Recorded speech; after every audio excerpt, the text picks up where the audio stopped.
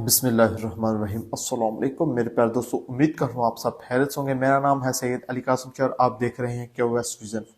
दोस्तों, आज की हमारी वीडियो का टॉपिक बहुत ही खूबसूरत कंट्री पर है और वो कंट्री इस तरह का है कि आधा हिस्सा उसका डिवाइड है यूरोप में और आधा हिस्सा डिवाइड है एशिया में। वो कौन सा कंट्री है? Turkey country. आपने थंबनेल से देख लिया होगा।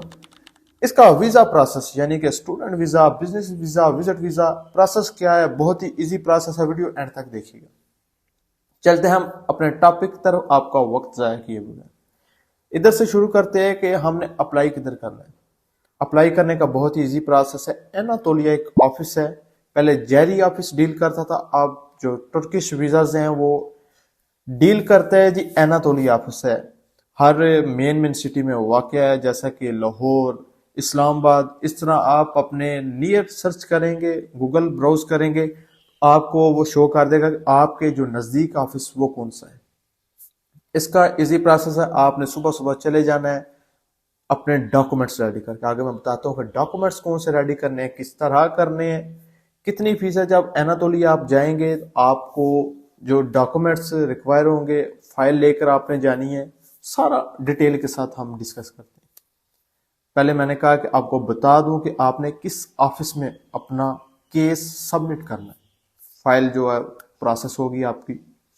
सबसे पहले मैं आपको बताता चलूं, अगर आपने विजिट वीजा या बिजनेस वीजा अप्लाई करना है, इसका जो प्रोसेस है वो सेम है। स्टूडेंट वीजा के लिए ऑफर लेटर यानी कि लेटर ऑफ एक्सेप्टेंस की जरूरत होती है। वो भी आप अगर अपनी टर्किश यूनिवर्सिटी में अप्लाई करते हैं तो उधर की जो एडमिशन लेटर वो अटैच होगी। प्रोसेस बिल्कुल सिंपल ही है। आपने खुद अप्लाई करना है तो इसकी जो फीस होगी आपकी टोटली लगेगी 50,000, 50,000 के लगभग आपकी टोटल लगेगी, जिसमें आपका यानी कि मेडिकल इंश्योरेंस वगैरह होती है वो एनातोलिया ही कवर करता है।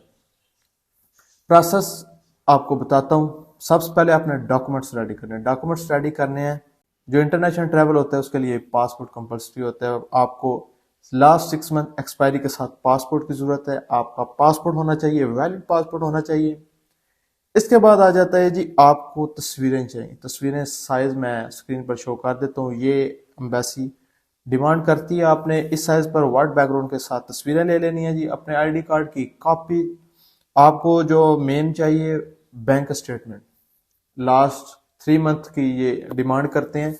ट्रांजैक्शंस होनी चाहिए और 8 से 10 लाख कम से कम मिनिमम बैलेंस होना चाहिए। जो तुर्की कंट्री है इसके लिए 8 से 10 लाख बैलेंस काफी है। वो दूसरे यूरोप कंट्री होते हैं जिधर 40-40, 30-30, 20-20 लाख डिमांड करते हैं। इधर इतना भी हो तो बिल्कुल वेल एंड गुड है। इसके बाद जी आपकी स्टेटमेंट के बाद आपका bank maintenance certificate, account maintenance certificate. अगर जिस अकाउंट में, बैंक अकाउंट में आपका अकाउंट है तो आप उन्हीं से ही बनवा सकते हैं और जस्ट 1 से 2 मिनट में वो आपको बना कर देते हैं। बैंक लेटर पैड होता है, उनका लेटर हेड होता है, उस पर स्टैम्प वगैरह करके दे देते हैं जो एक्सेप्ट करते हैं।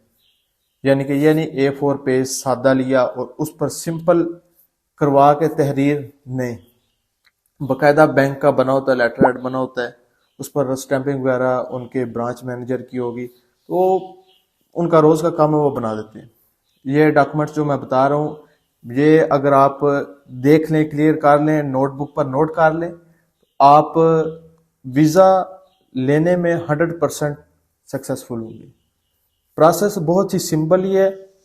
जस्ट आपने ये डॉक्यूमेंट्स रेडी करने हैं। डॉक्यूमेंट्स तो रेडी कर सकते हैं।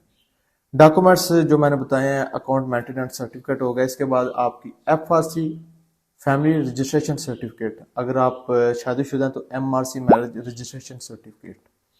इसके बाद जो मेन बात आती है वो प्रूफ ऑफ इनकम है। इसमें 2 हिस्से हो जाते हैं, डिवाइड हो जाता है। अगर आप जॉब होल्डर हैं तो आपका डॉक्यूमेंट्स अलग होंगे, अगर आप बिजनेसमैन हैं तो आपके डॉक्यूमेंट्स अलग होंगे।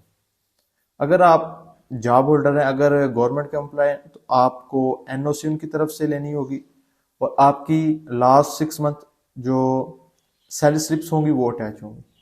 अगर तो आप यानी कि अगर आपका कुछ छोटा मोटा काम है तो आप वो शो करवा सकते हैं, यानी कि प्रूफ ऑफ इनकम। उन्हें पता हो कि आपका जो इनकम का जरिया है वो क्या है।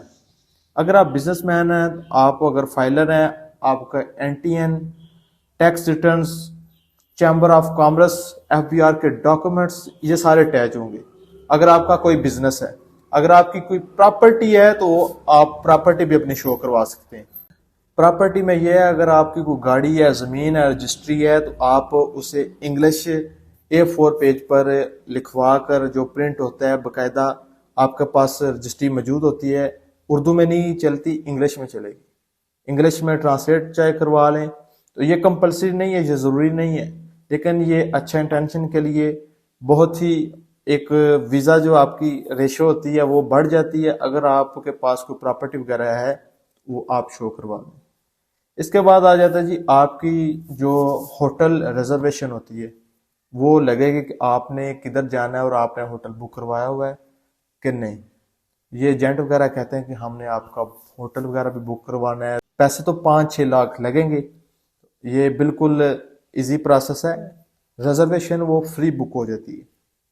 आपका जिस सिटी टूर है आपने वो शो करवाना है booking.com की मदद से।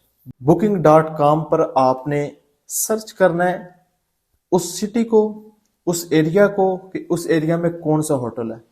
वो फ्री रिजर्व कर देंगे आपको होटल, आपने जस्ट डिटेल देनी है तो आपको वो मेल प्रिंट कर देंगे, वही डॉक्यूमेंट इन डॉक्यूमेंट्स में अटैच होगा। इसके बाद आ जाते हैं जी ticket, return ticket. Return ticket अब वीज़ा लगा नहीं तो किस तरह करवाई जाए, 1,00,000-1,50,000 की टिकट है। इसका प्रोसेस बिल्कुल इजी है। आपने डमी टिकट, एक वेबसाइट है, उधर से भी $5 पे करके बनवा सकते हैं। नहीं तो अगर आपका कोई एजेंट वगैरह होते हैं वो 2-3 हज़ार लेकर डमी टिकट, वो होती ओरिजिनल है, लेकिन आपके जब वीज़ा प्रोसेस हो जाता है तो वो कैंसिल कर देते हैं टिकट को। तो ये एक प्रोसेस है, एक इजी वे है, आप इसकी मदद से डमी टिकट ले सकते हैं। उन्हें श्योर हो कि आपका जो ट्रैवलिंग प्लान है आपने वापस भी आना है, ये नहीं कि आपने अप्लाई किया और आपकी टिकट वगैरह अभी तक नहीं हुई।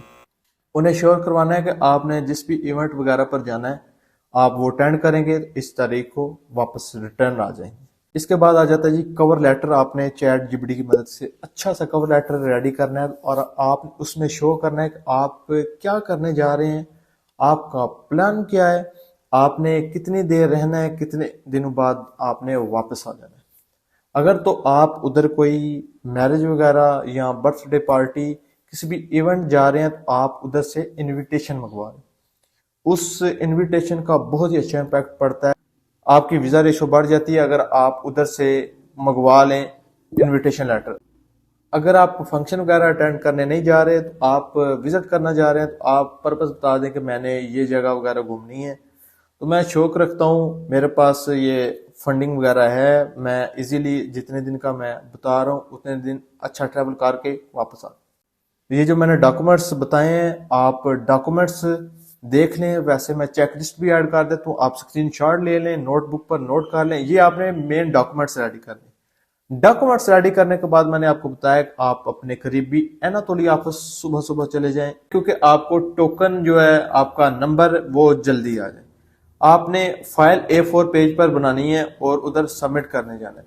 इसके बाद जी आपको देंगे एक एप्लीकेशन फॉर्म, मैं स्क्रीन पर शो कर देता हूँ, आपने उस तरह फिल करना है। इसके बाद आपको एक और फॉर्म देंगे जिस पर आपने बताना है कि लास्ट 5 ईयर मैंने किसी भी कंट्री का अगर ट्रैवल किया है तो आपने उस पर लिखना है कि मैंने इस कंट्री का ट्रैवल किया है।